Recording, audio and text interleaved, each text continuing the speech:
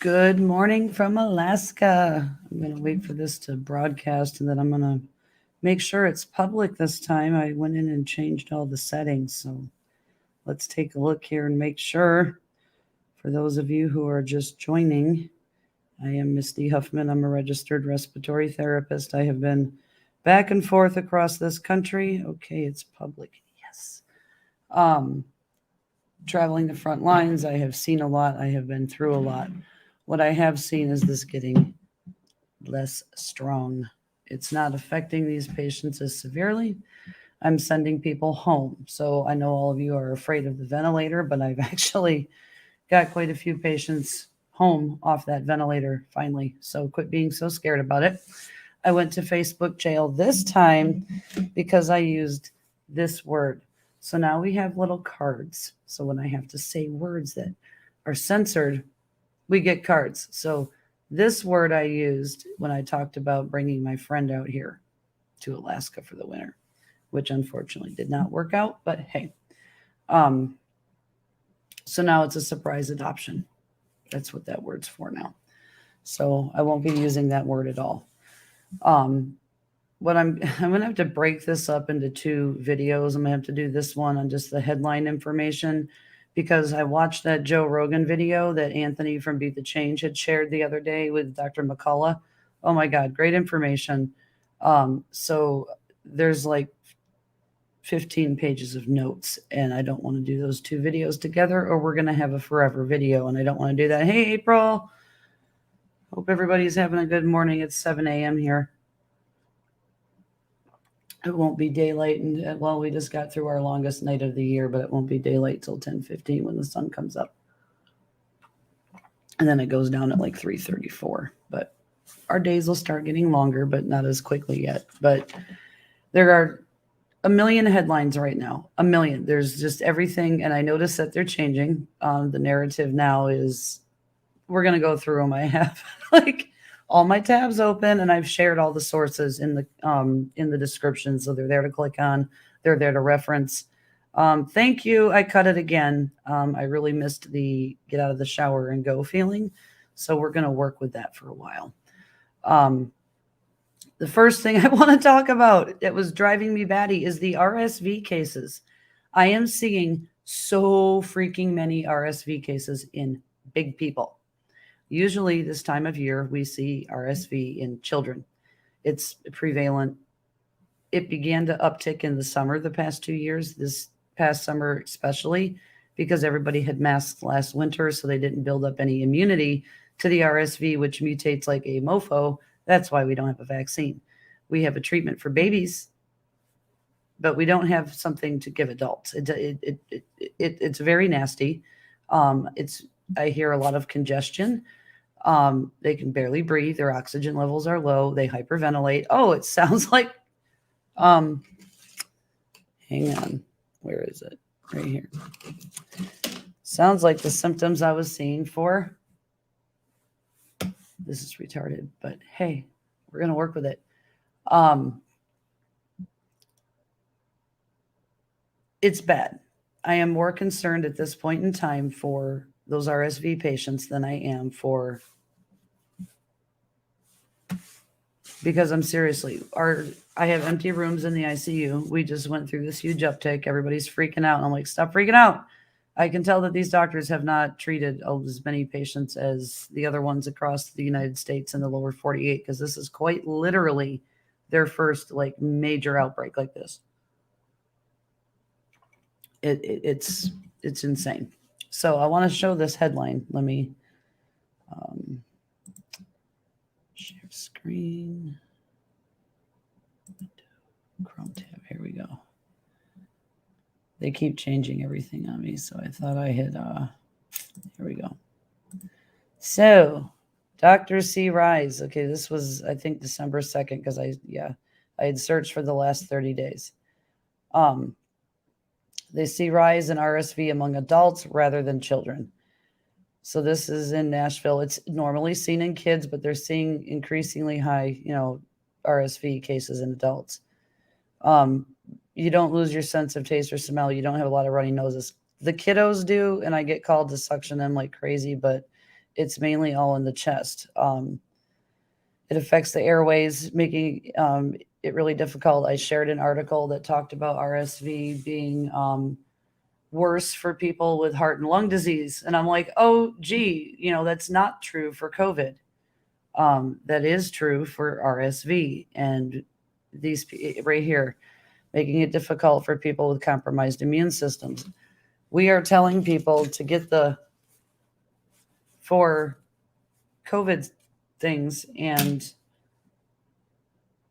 we really need to be making folks aware of this. This is a problem because my at-risk patients who are immunocompromised aren't thinking about this. They're thinking about the C word.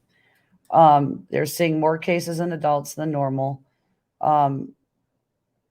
They do think that masks probably decrease some of the transmission because this is a droplet isolation and protection. That mask helps with this, and it also helps with the spread of the flu. That's what they're useful for. Let's educate people and promote this instead of insanely making this a political issue now that our government is the best doctor. There's a little bit of the flu, not a lot. I have had some. I am really seeing a lot of other things. So we have this going on. They're pushing this, and we need to be educated. RSV is nothing to screw with, especially in elderly people. So be aware. That does help. Good morning, guys. That's just one of the main things that I really want to make people aware of is we don't have a treatment for that. It's all supportive care. Pretty much, it's actually less care than we have for. So let's not screw around with that. Let's educate and promote for these reasons versus the reasons that are being presented in the media. The funny thing is McDonald's is partnering with the White House to promote the, or otherwise known as the, how ironic, because diabetes is one of the prevalent comorbidities that causes problems with this. So let, the Super Size Me fast food joint partner with the U.S. government, White House, to promote their lovely agenda that I'm even afraid to say at this point in time. That's not okay. Obesity is one of the number one risk factors for severe symptoms and death with this. So let's not do that. My attitude and approach has honestly changed with my empathy towards patients. Folks up here are super duper nice, like super duper laid back. I go into the doctor clinics I've been in as a patient and everybody's laughing, laid back. It's just a totally different experience. So when we get a difficult patient, there's usually somebody who has to go in, and I've had to talk to some about sexually harassing the nurses and stuff like that. So my patience has worn thin because we have told people self-prone. That's flipping over on your belly, allowing that fluid to work its way through the body and your oxygen levels to come up. We do this with the babies. When they're born and they have oxygen problems, we flip them over. We call it tummy time. This is tummy time for adults. It's highly important to do it. I don't give a damn how uncomfortable it is, because the weight that you feel in the very beginning is all that fluid that's trying to push through the back of your lungs. Imagine you have water bags back there. That's the fluid. After it begins to dissipate, that begins to be relieved. Your oxygen levels come up. You can probably avoid hospitalization. Well, they get with me in the hospital. They're on my high flow nasal cannula, maxed out. They won't wear the BiPAP. They're tearing it off. Well, the only other thing left I have for you is a ventilator. I don't want the ventilator. Well, then you better roll your ass over, because I have had it with you. I honestly feel like we are running an adult COVID daycare center right now with a bunch of unruly children. That's where I'm at. So I'm just up and down the COVID hall, slapping on BiPAPs, adjusting high flows. We have a fantastic nursing staff. Fantastic. If it weren't for them, our job would be a million times worse. They are amazing. Thank you very much to all my nurses who help with the titrations of all these patients and getting them off of oxygen and home, because dear God, they need to be there. After 3 to 4 weeks with us, it's time to go home to your family. We done with you. So I'm just pretty much telling people the way it is. Look, I've seen X, Y, and Z across this country. I'm not going to sugarcoat a turd and sell you a lollipop. This is what's going on. You have this choice, and even the doctors are doing it because they are tired. Or you can sit here like you are, and we can support your decision and give you comfort care and morphine. I don't know what else to tell people. So that's where I'm at, and it's sad, but after 2 years of this, people should, honestly, you've seen enough on the media. This is another great one.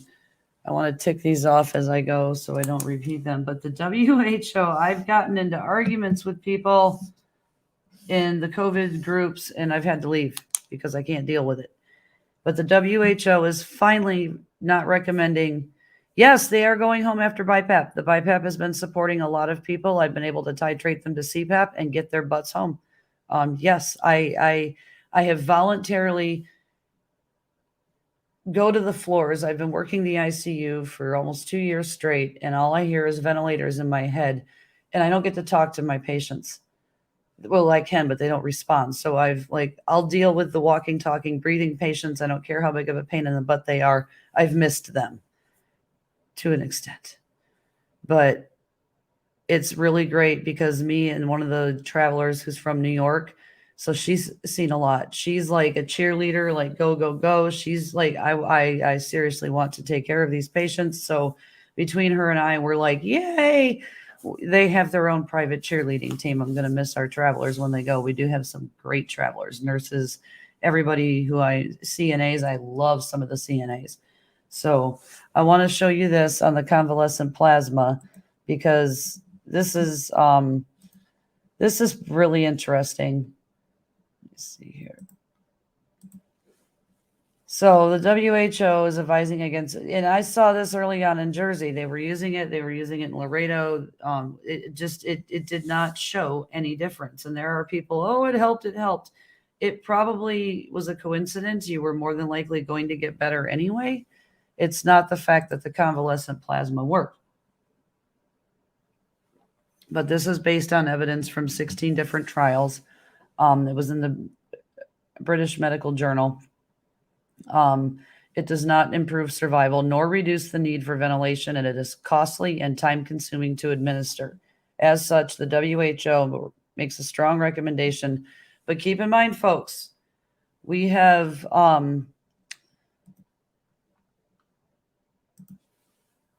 the WHO has recommended against the use of remdesivir, but we are still using it. But we still can't use this in outpatient. And like some awesome hospitals in Texas used this one. And there's still outpatient. There's only one pharmacy in Alaska that you can get your hands on this, from what the Alaska Summit people had to say. But this one here should be part of our...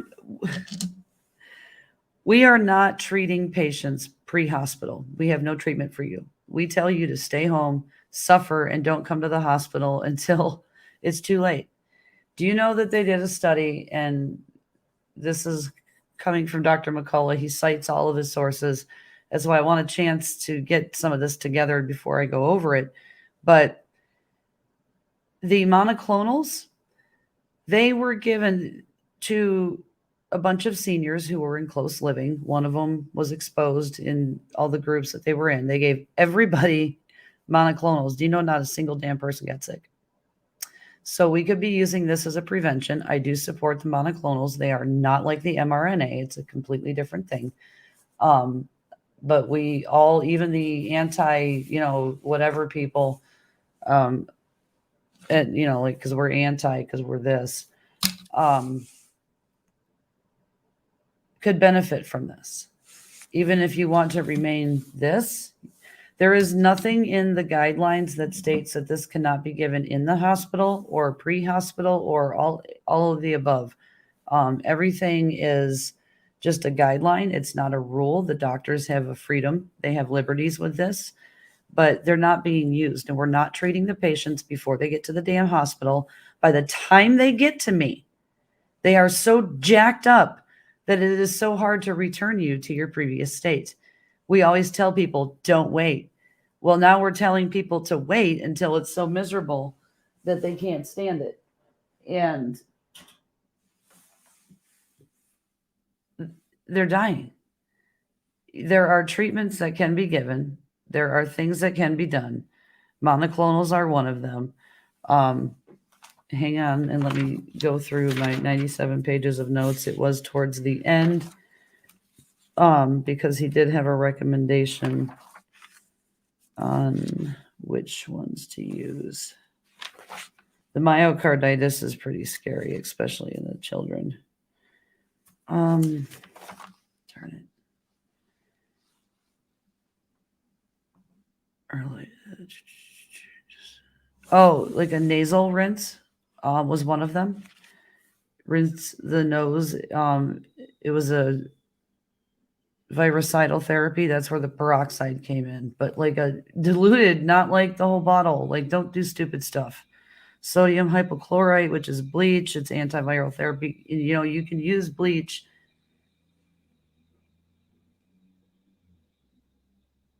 Truck had a hard time getting going as an oral rinse, but it has to be highly diluted. There's a special dilution. You got to make sure you look this crap up. Or you can use a peroxide rinse in the mouth. Getting anything out of your mouth when you've been out in public, out of your nose.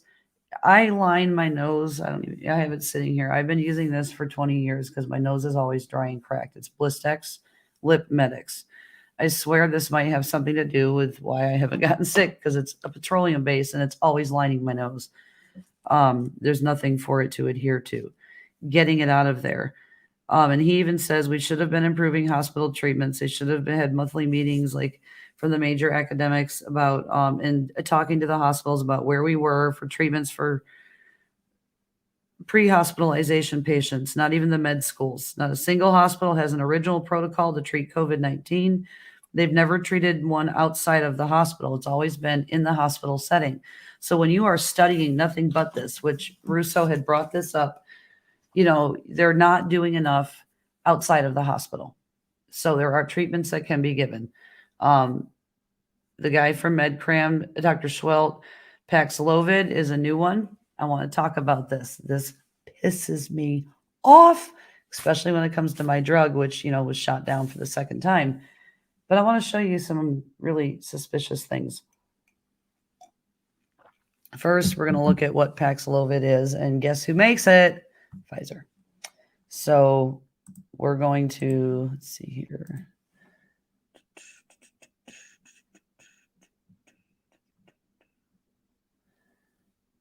Okay, so the EMA, this one here is an article.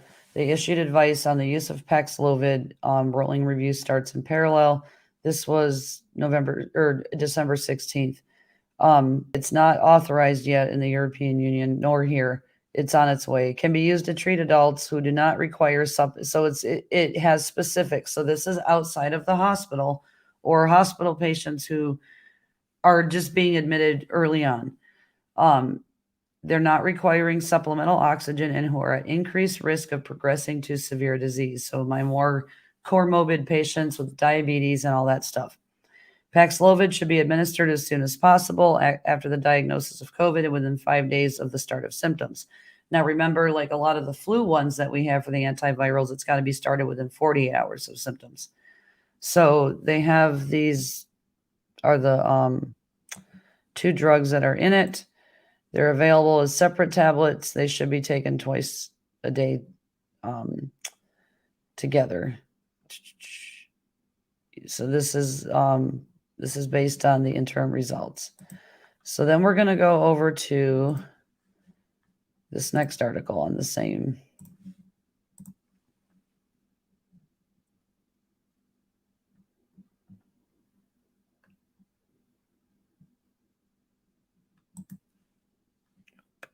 Sorry, hang on. I'm trying to find the right one right here. So if we take a look at the study for this drug, estimated enrollment, 24 participants.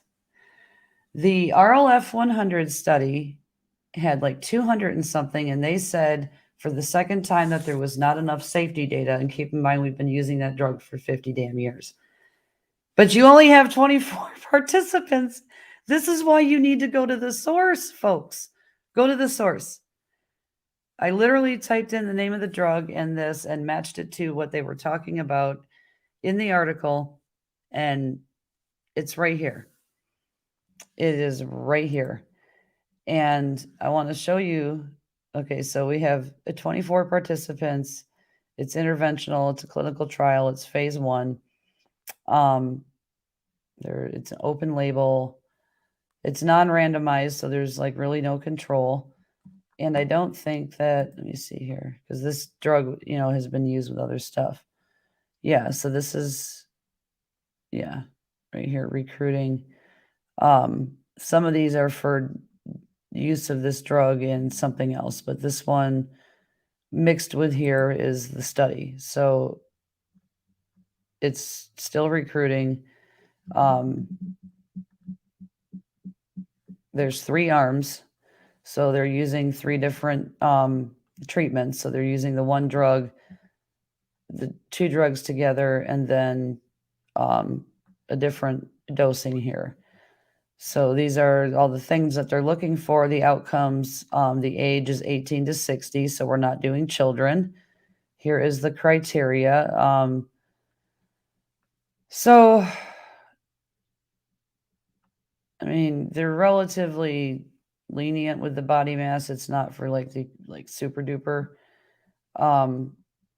Exclusion criteria, positive urine drug test. Looks like it could interfere with something, but usually they have the locations where it's being done. I don't see that down here. Responsible party, it's being financed by Pfizer. Yeah, I don't see the locations. They don't have them listed. So, okay, there's that. And then we're going to go over to the one for RLF because I want to show you the comparison between these two. This is why you have to go to the source, because when you read the headlines, they completely warp the way that they present things. It is not, it's not as like what they're portraying to us. Where the hell is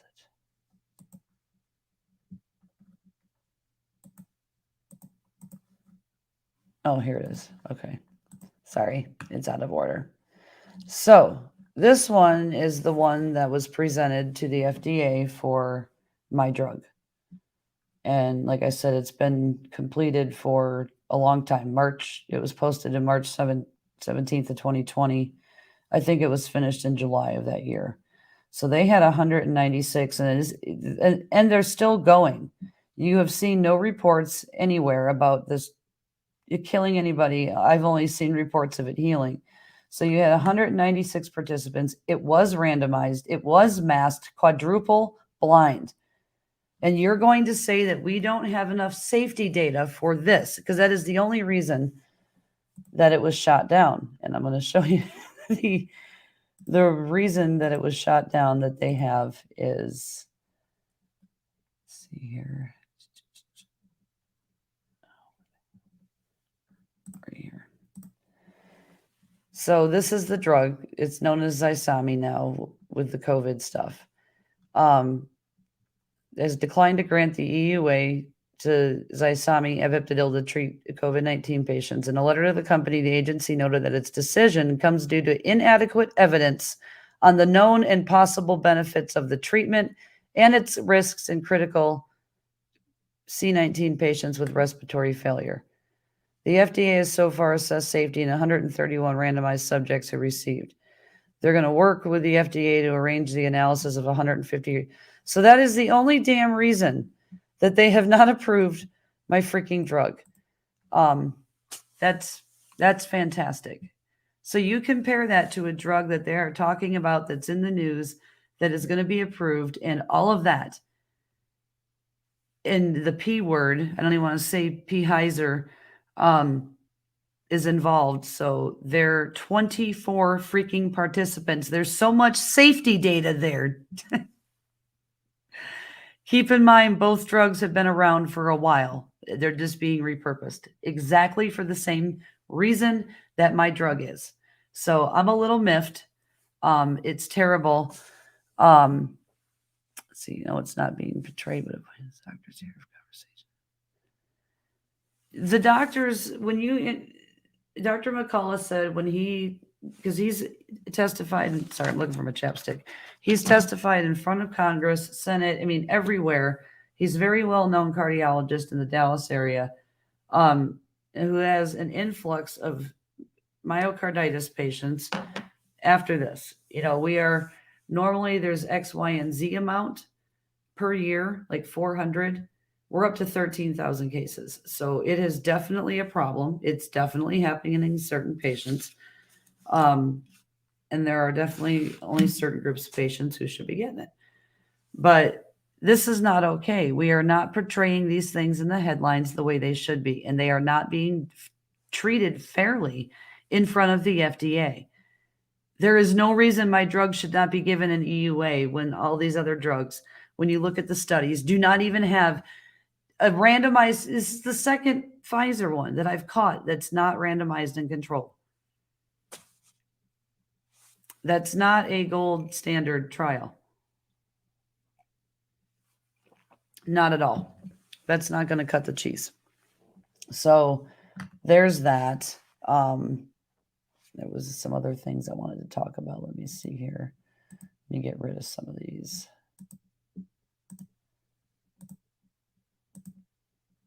Okay, one of the things I want to talk about is the symptoms, because they're talking about this particular variant being more contagious, and it's filling up the hospitals with positive cases, yada, yada, yada, yada, yada. And they consider a positive case, and they're saying that they're symptomatic, folks. It has the exact same freaking symptoms as the common cold. So if everybody goes to the ER with the case of the sniffles, of course, you're going to have symptomatic people showing up to the ER. It's the sniffles. How many different things cause the sniffles? The way that they portray this just kills me. I seriously do not understand.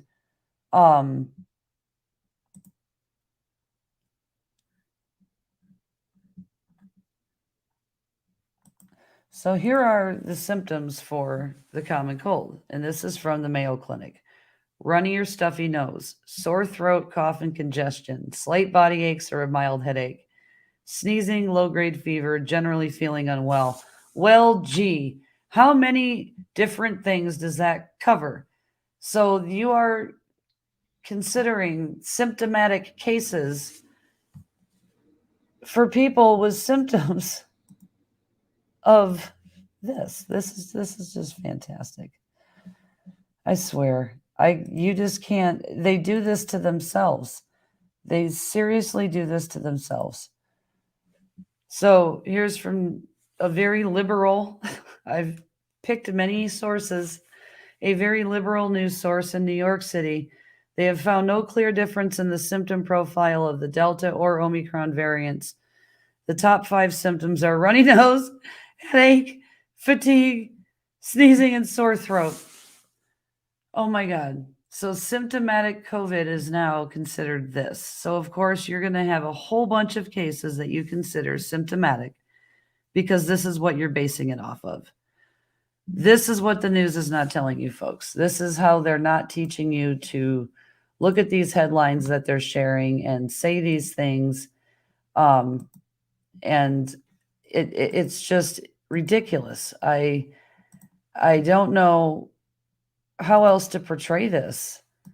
I mean, when you look at this stuff and you hear it, and then what they're hoping is that you don't remember what they said last time or what they shared, and that you don't do any of your own investigation.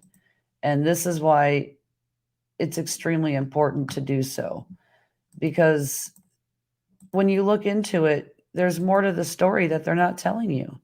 And we have this huge fear, this influx of people who you're freaking out over that are, you know, it's more infectious. You're going to get sick. Well, a lot of the people who got are getting sick. So we don't know if this is a variant that arose, but it is mutated so many times. There's like, it has 50 different mutations and 16 of them have errors. So they don't even have a good of a binding ability to infect you severely, is what they think. So thank you, Debbie.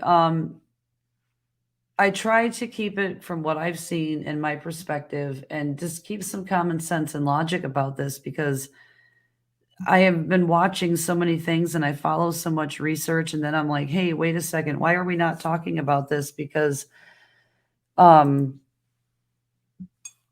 these are the things that are common sense. I mean, let's put the puzzle together. And it's like the media is really starting to change their attitudes, because they're seeing that the public is not buying their BS anymore, just a certain group.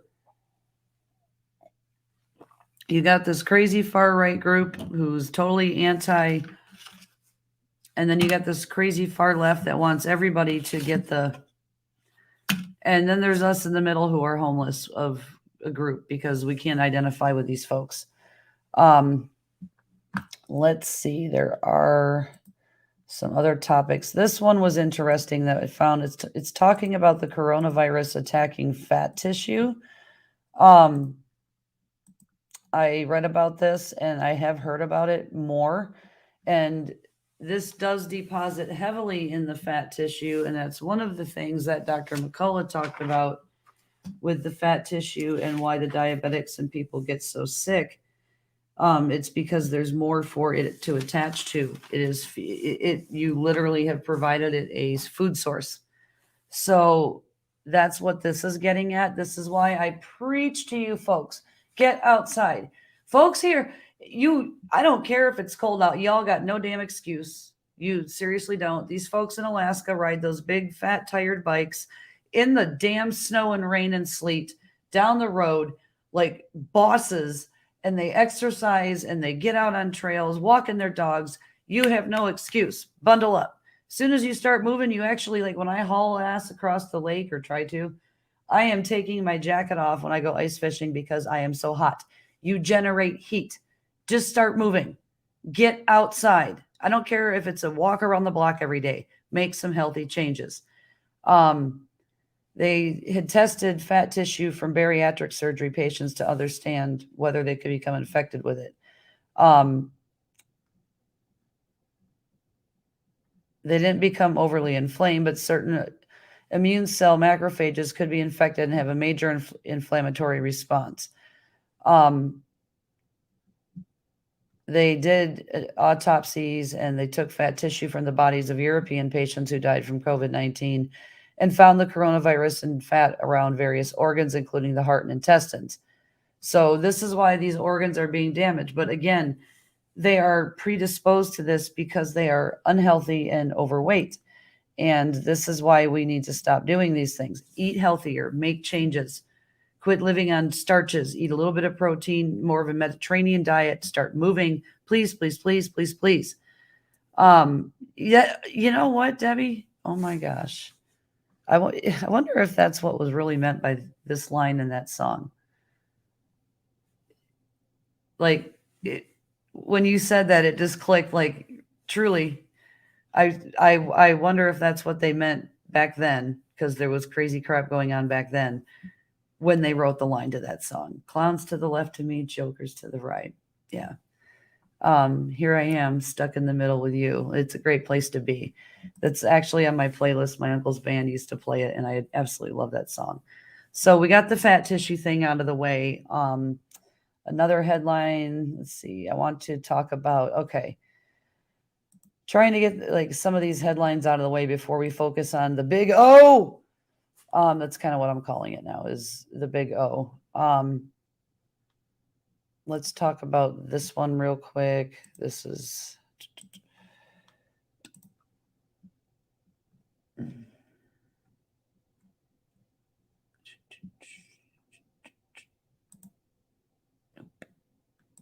right here. Breakthrough infection gave variant-specific immune response a boost. Small lab study supports idea of variant-specific boosters. So they're looking at focusing on certain variants in the V,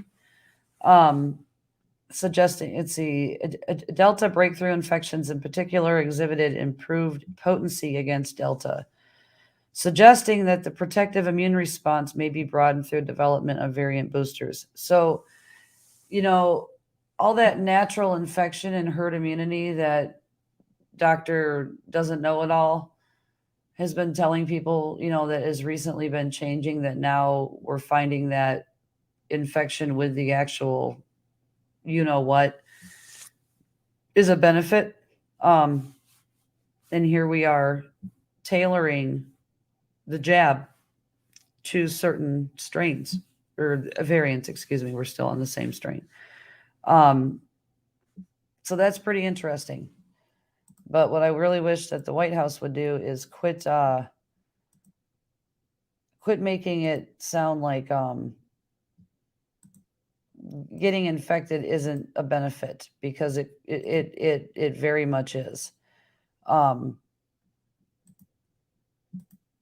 That's something that could help people. But I would hope that the monoclonals could be tailored that way, is what my brain thinks with science. I would really push for that. Because if we can do it with the jab, we can do it with the monoclonals by adjusting what they are sensitive to. So I would really like to see those monoclonals used better.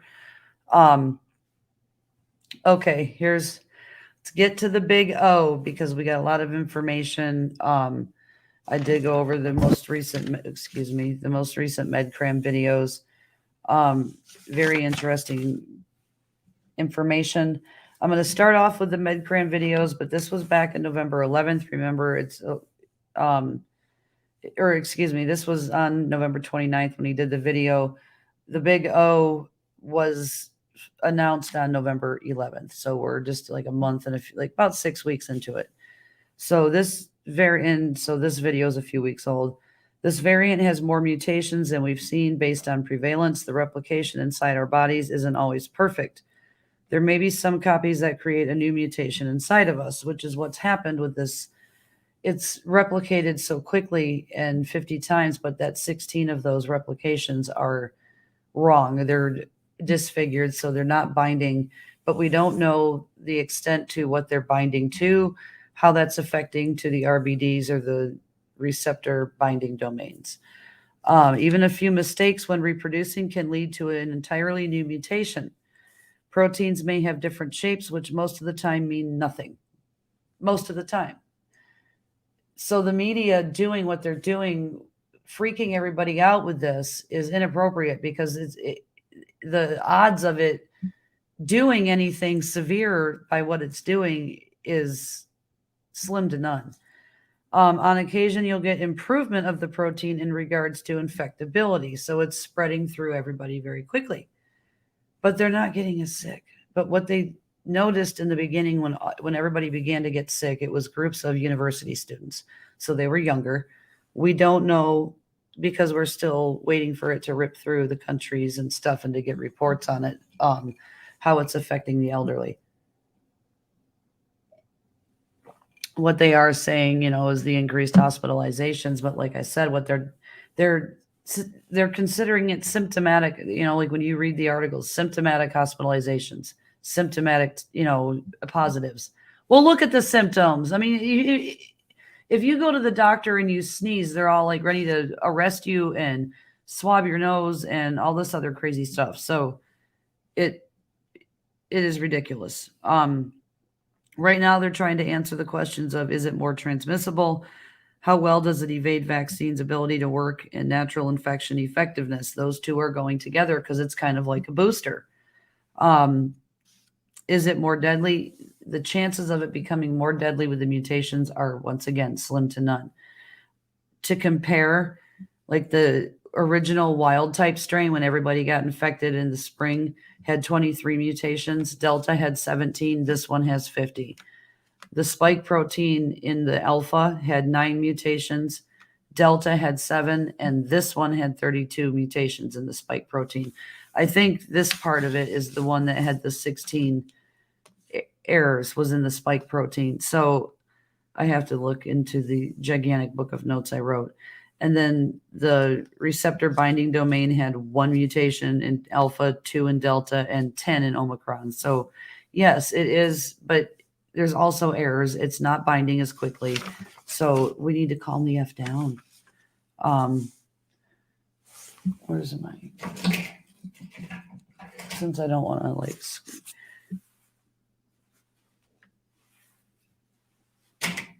dang it, man. So currently in South America, things are in a lull and they have dropped off, and that's what I want to show you here. Let me see which one I want to start off with. Why is this all? Got the Johns Hopkins site up. I just want to make sure I got the right. Okay. Yeah, I don't like that one. There was a better one.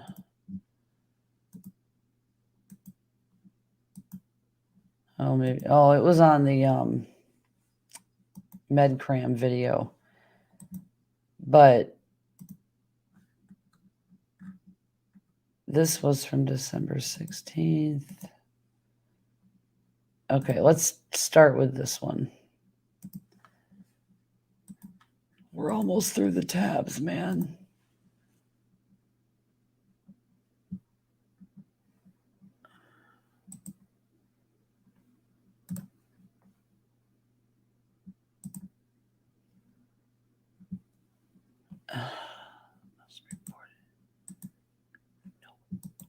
This one.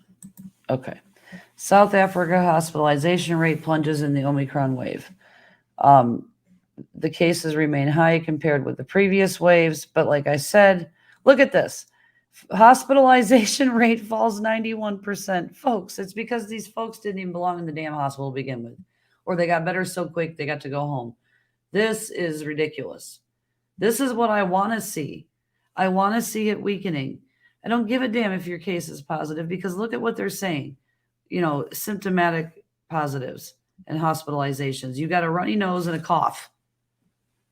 So only 1.7% of identified COVID-19 cases were admitted. So they got a 1.7% hospitalization rate compared to the 19% in the same week of the third Delta.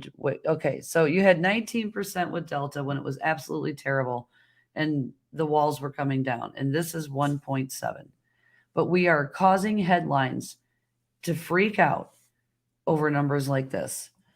Health officials presented evidence that the strain may be milder and that infections may already be peaking in the countries. So it's happening faster, it's peaking faster, it's dropping faster, which means we can get over this crap faster. Like any damn day now. I am over it. I don't want to do this anymore. I'm finally getting to Ryan's interview, and it's amazing that I get to do it today. Because I have seriously, like, the one I did is so obsolete at this point in time. It's ridiculous. So let's take a look. The case drop may show South Africa's Omicron peak has passed. This is from the Detroit News. South Africa's noticeable drop in C19 cases in recent days may signal that the country's dramatic Omicron-driven surge has passed its peak. Daily virus case counts are notoriously unreliable, and that's what I was looking at with the Johns Hopkins. They are all over the place. Like, they're like nothing on one day and a giant spike the next, as they can be affected by uneven testing, reporting delays, and other fluctuations. But they are offering one tantalizing hint, far from conclusive yet, that Omicron infections may recede quickly after a ferocious spike. So why wouldn't we want this to happen? Why wouldn't we? This is ridiculous. And this is one of the drop in new cases nationally combined with the sustained drop in new cases seen here in Gauteng province, which I probably pronounced completely wrong, which for weeks has been the center of this wave, indicates that we are past the peak. It was a short wave. And the good news is it was not very severe in terms of hospitalizations and deaths. She said it is not unexpected in epidemiology that a very steep increase like what we saw in November is followed by a steep decrease. So they saw their numbers sharply rising mid-November. This usually spikes for 6 weeks. So if it was mid-November and it's already over, it's less than 6 weeks. And half these people probably didn't even belong in the damn hospital to begin with. I want to know how many had to have oxygen. I want to know a lot of things that you are counting when you are considering these factors, because this is not okay. One thing I want to talk about, because a lot of people are questioning this antigen test. They're getting it confused with the PCR. They're not the same thing. But the antigen test is able to detect the variant of the Omicron because they have 4 panels that they screen. And it's the S segment is not showing up on that panel. So when they do the antigen test and that panel doesn't show up, they know it's the Omicron. So yes, so this is a benefit because it's giving us earlier data that we need. Yes, I'm doing it with VOG today. Yes. 3 p.m. my time, 5 p.m. Mountain, 7 p.m. Eastern. It's on my page and it's on VOG's page. I'm going to be doing it the same way I did this. You can go click the get reminder button. So when we go live, I'm working on some video editing. So Ryan, as he's talking, I can show the structures that we're talking about and stuff like that. And then Brady's calling me at 9:30 today, my time, to get help with his math homework because we're having some issues at school.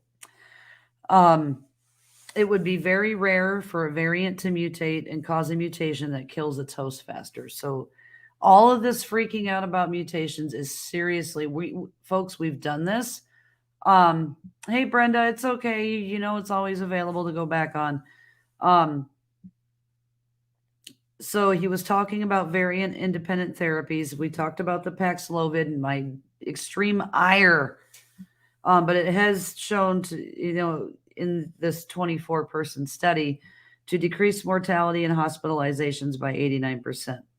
Merck is making the molnupiravir, which decreased, possibly by 30%, and then the fluvoxamine, which is the anti-anxiety medication, by 30%. And also, you want to optimize your immune system, eat healthy, do all the things. So they are looking at, I was going to show you the article that I linked to because it's on the list of stuff that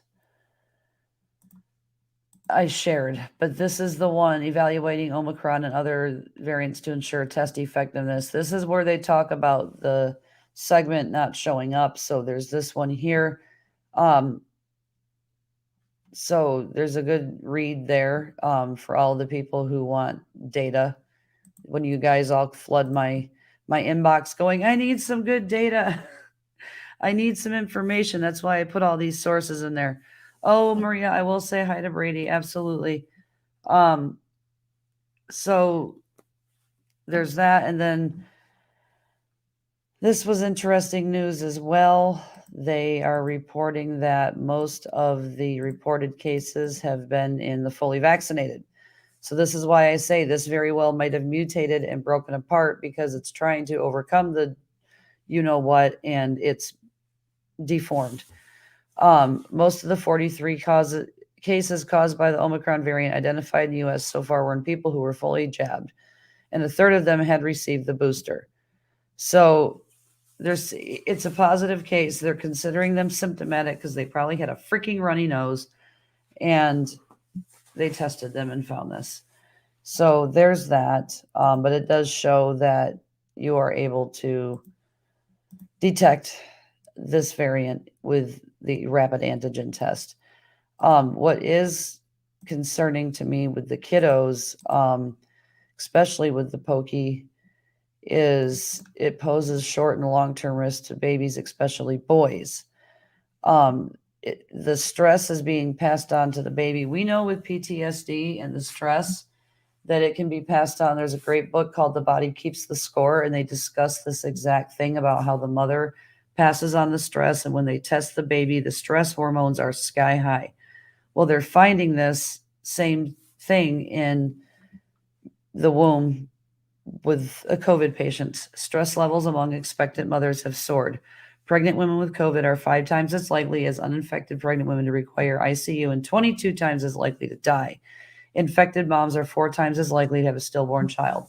So, once again, my damn job ties into PTSD, and I did not know I could do this.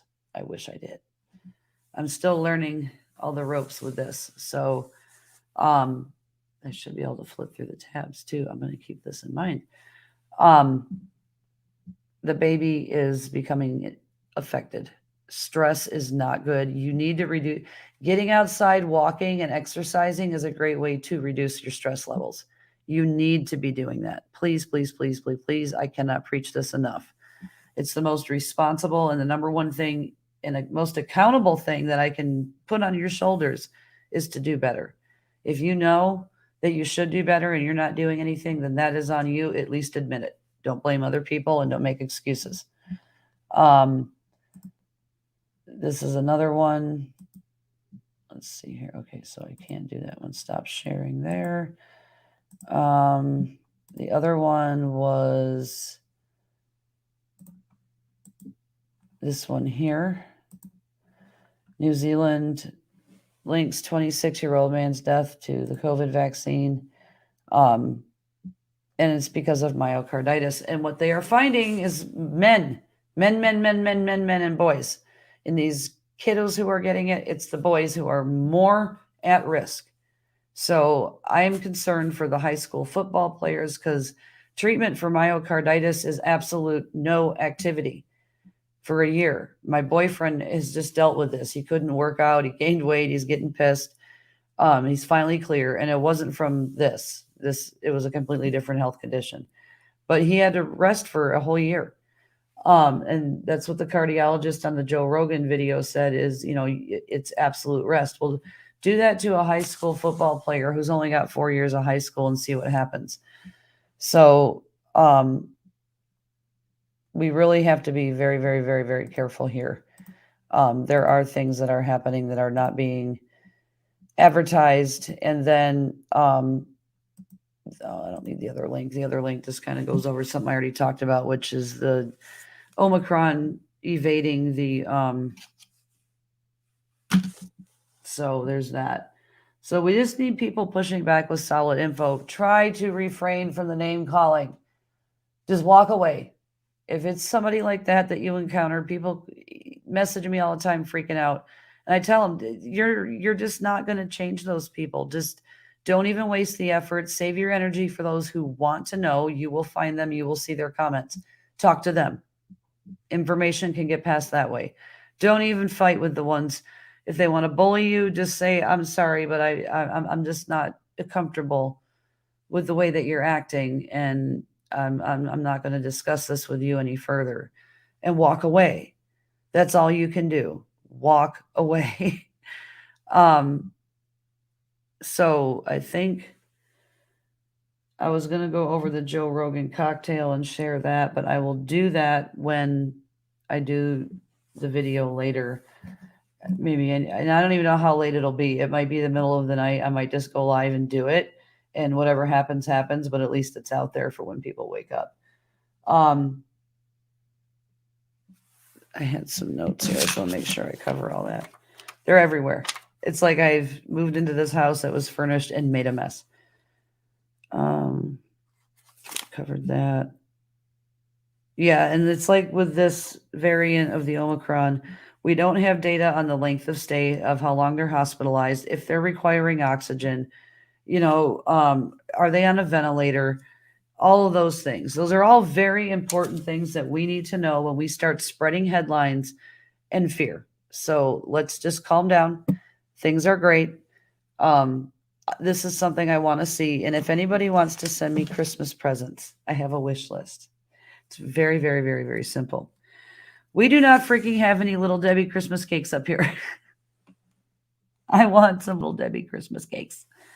So if anybody could send me some cakes, I would greatly, like the Christmas tree cakes, like those holiday ones, I would greatly appreciate it. There is not a Christmas cake to be had by Little Debbie up here. There's a few things that we don't have. And there was some other issues that people were talking about, and I'll do that in another live. I have not written them down. I really wanted to get to this before it just started to accumulate and I forgot it. So you all have a great day. I am going to be doing the interview with Ryan later, so hop on. It'll be a good time. Ryan's highly entertaining. I love talking to him, so he'll be good to interview live. And it'll be on both of the pages because I'm an admin on VOG's page, so I'm able to broadcast that at the same time. So join us. Support Ryan. Him and I have we had one hell of a surprise Christmas present that him and I have been dealing with. So it's kind of like things are going better now. So we're just gonna smile and walk away. So you guys have a great day. I'm gonna try to do long division over virtual. This didn't work so well in New York. I don't know how it's gonna work here, but toodaloos.